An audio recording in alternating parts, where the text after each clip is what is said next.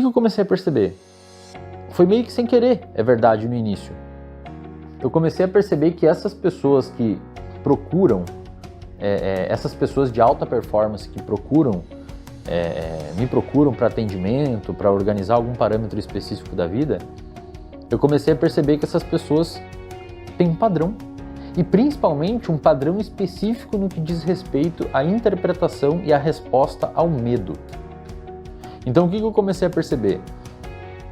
Que todas as pessoas de alta performance que eu atendi até hoje, e alta performance, entenda, cognitiva, intelectual, psicológica, porque para você ter alta performance no esporte, você tem que ter um psicológico muito alinhado para conseguir lidar com aquela situação de estresse.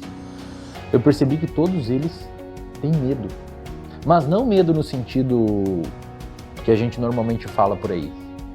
Medo de perder o que já conquistou e voltar num lugar que antes eles estavam.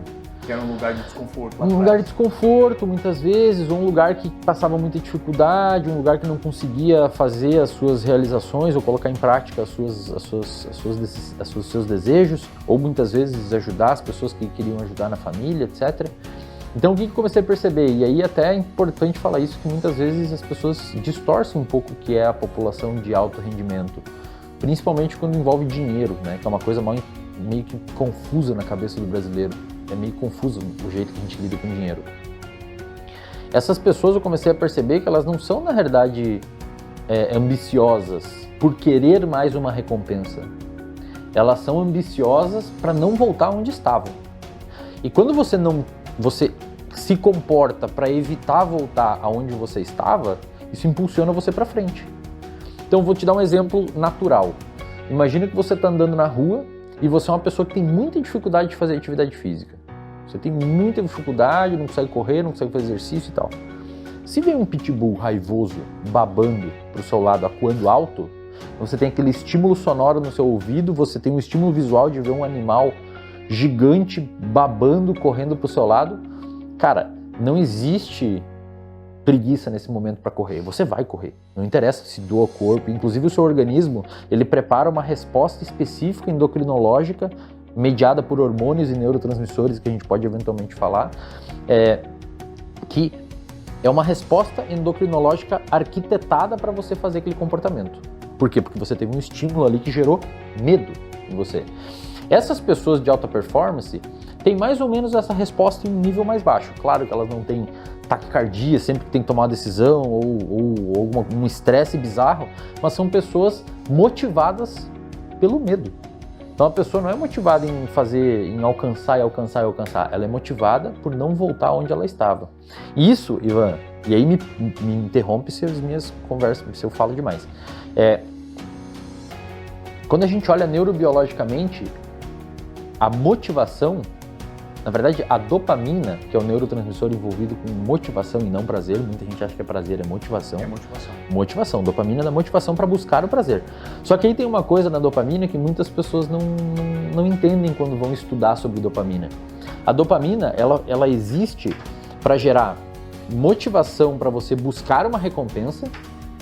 Então eu digo para você que você está com muita fome agora. Muita fome, você é um caçador-coletor lá na savana africana morrendo de fome. Eu falo pra você, tem um pé de laranja depois daquele rio.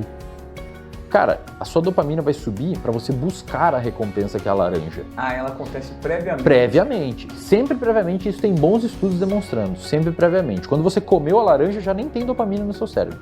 Ela aumenta pra você buscar a laranja, tá? Só que a dopamina aumenta numa outra situação. Se não existiu o pé de laranja, mas existiu um rio, e tiver um leão correndo atrás de você, a dopamina aumenta para você cruzar o rio também. Então não existe uma recompensa lá na frente, mas você está fugindo de um perigo.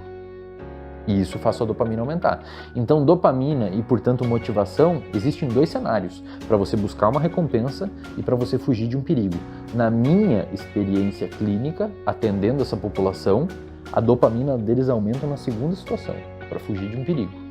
Então eles não querem perder o que construíram.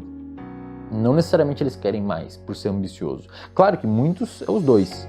Mas o que eu tenho visto, e isso é muito curioso, me impactou bastante, porque muitas vezes a gente acha, pô, o cara é ambicioso, ele já tem 5 milhões na conta e quer 10. Não é que ele quer 10, ele não quer ter 2. E para não ter 2, ele garante que não vai ter 2 buscando o 10º. Isso estimula a performance, né? Estimula a performance. Então essas pessoas de alta performance, cara, eu falo isso abertamente, sou muito criticado muitas vezes, mas aí quando você tá de certa forma numa linha de frente em algum assunto, as pessoas ora te gostam do que você fala, ora batem no que você está falando. Eu entendo que faz parte do game isso, de apanhar um pouco de alguns grupos.